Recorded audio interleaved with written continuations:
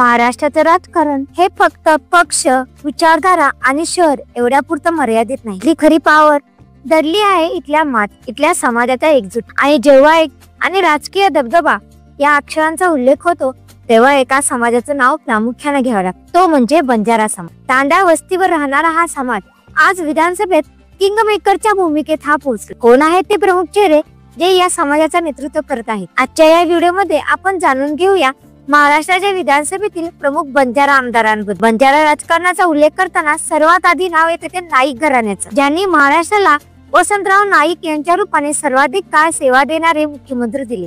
हाच वारसा आज सांभाळत आहेत आमदार इंद्रनील नाईक. यवतमाळ जिल्ह्यातील पुसद हा त्यांचा बालेकिल्ला.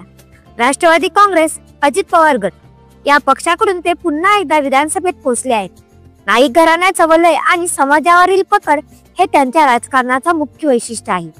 बंजारा राजकारणातील सध्याचा सर्वात आक्रमक, ताकदवान आणि तितकाच चर्चेतला चेहरा म्हणजे आमदार संजय राठोड. यवतमाळ मधील दिग्रस मतदारसंघाचे ते नेते प्रतिनिधित्व करतात. शिवसेनेच्या शिंदे गट तिकिटावर त्यांनी दणदणीत विजय मिळवला. बंजारा समाजाची काशी समजल्या जाणाऱ्या पोहरादेवी गडाशी असलेलं त्याचं नातं हा त्यांच्या राजकीय ताकदीचा सर्वात मोठा स्रोत मानला जातो. अनेक वादविवादानंतरही त्यांची समाजावरील पकड किती घट्ट आहे हे त्यांनी पुन्हा एकदा सिद्ध केलं आहे. ही ताकद फक्त दोन नेत्यांपुरती मर्यादित नाही. जालना मतदारसंघाचं नेतृत्व करणारे आमदार राजेश राठोड हे काँग्रेसमधील बंजारा समाजाचा प्रमुख चेहरा मानले जातात. विधानसभेत समाजाच्या प्रश्नांवर ते सातत्याने आवाज उठवताना दिसतात. तर दुसरीकडे भाजपकडून बुलढाण्याच्या मोठा मतदारसंघातून आमदार तुषार राठोड यांनी विजय मिळवला आहे. बंजारा समाजातील हा तरुण चेहरा आता भाजपच्या माध्यमातून विधानसभेत पोहोचला आहे. आता तुम्ही म्हणाल फक्त 4-5 आमदार, पण थांबा. विदर्भ आणि मराठवाड्यातील किमान 20 ते 25 विधानसभा मतदारसंघांमध्ये बंजारा फॅक्टर निर्णायक ठरतो. हे आमदार फक्त आमदार नसतात, तर ते आपापल्या पक्षातील समाजाचे प्रतिनिधी असतात.